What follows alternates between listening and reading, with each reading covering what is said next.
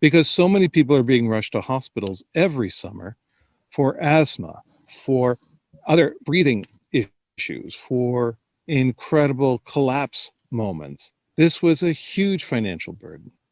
So it brought together a number of sectors of society to say this makes no sense.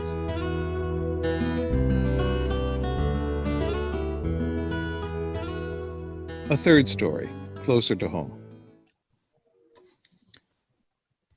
One June afternoon, almost 10 years ago, my next door neighbor came by and said, "Oh, you know this tree here, 60-year-old Norway maple that spans our border. I just got a permit to cut it down." Yeah. And I said, "Why? It's perfectly healthy." She said, "No, it's near the end of its life and I got the permit to cut it down." I said, "Well, can I see the arborist report? This looks fine." No, she wouldn't give it. We got an arborist, my wife and I, who said the tree is perfectly healthy. It could use some cabling, but it's fine. We went to our neighbor and said, "Look, the tree's perfectly healthy. Here's the report. We pay for the cabling. It's fine." She said, "No, I've hired a lawyer and I want to cut it down."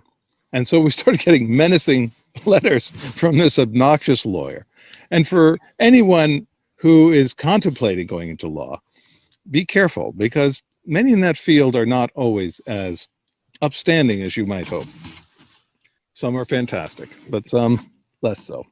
This person was less so. It was just amazing to see the lies in print. And so we tried to negotiate and say, this is a perfectly healthy tree. This tree, by the way, was a special tree to my wife in particular, because she is a novelist as well as an anthropologist. And this tree was part of her muse in writing about nature and her novels that deal with people's deep relationship to nature. So it was much more than a piece of property. But we learned that this is a boundary tree if it crosses the boundary, and therefore can be protected under the Ontario Forestry Act. And if anyone cuts a boundary tree without the permission of the other owner or both owners, they could face a $20,000 fine or up to 3 months in jail. And we realized that this was a boundary tree, and so we had to prove that to our neighbor, even though a permit had been given by the city of Toronto. How can you permit something to be destroyed that you don't fully own? Good question. This led to an unbelievable lawsuit. People said this will never go to court. It did. And we were being harassed. Like, oh my gosh, this is a lot of money to get sued. We were sued because we wanted to protect the tree. And we had dealt with some other lawyers who were kind of like PT boats. And I said, we need an aircraft carrier. So I called Clayton Ruby, one of the best lawyers in Canada, who had also been part of the founding of Eco Justice. We proved that it was a boundary tree. We proved that it crossed the boundary at all levels, from the root flare, that's where the root begins to go downward, all the way to the first stem. And this became the first definition of a tree trunk in English law. We won. Ka-ching, a lot of money. Then they took it to an appeal. We won there, but ka-ching, unbelievable. This tree, Simon, went to Harvard for 4 years without a scholarship. That's what this was. Unbelievable. However, it changed the landscape of tree protection in Ontario and beyond. So now, in the city of Toronto, no one can cut down a tree that's a boundary tree without first clearing it with both owners.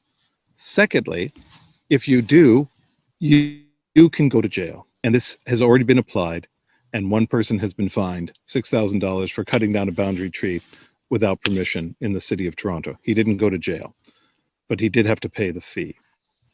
And now the city of Toronto has changed its policies.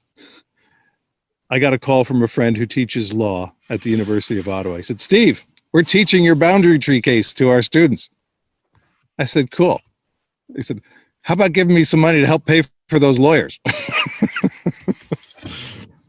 My wife and I had gone to Eco Justice, though, and sought a pro bono ruling and assistance, and they said no. I went to one lawyer before going to Clayton Ruby, a well-known lawyer, and this lawyer said, "You're going to lose probably, but you can give me $5,000, but you're going to lose." That's when I realized, no, I need an aircraft carrier. And we got lots of support from the tree community and lots of people who just really helped us with that fight. Another kind of chain of courage. DDT outlawing, coal-fired plants closing, boundary trees protected. These are three examples at different scales of transformative action done by people who weren't bent on this, but found themselves in these situations and worked with others to make a difference. So for me, transformative ecological change is possible. It happens every day. And the idea is progress, not perfection. Yeah. Is it a perfect world? Not by a long shot. Are there still huge challenges? Absolutely. Can we make progress? And can we make significant changes? Absolutely. And I just want to end this segment, Simon, by just saying it's so important that the integrative sustainability of your psyche be part of that, that you are at peace through these difficult processes. And ways of doing that in terms of building relationships, through meditation, through time in nature, through listening to music, to being in joyous surroundings. This is so important for the long haul, because these changes don't always happen overnight. And we have to be involved in a sustainable process for the long haul.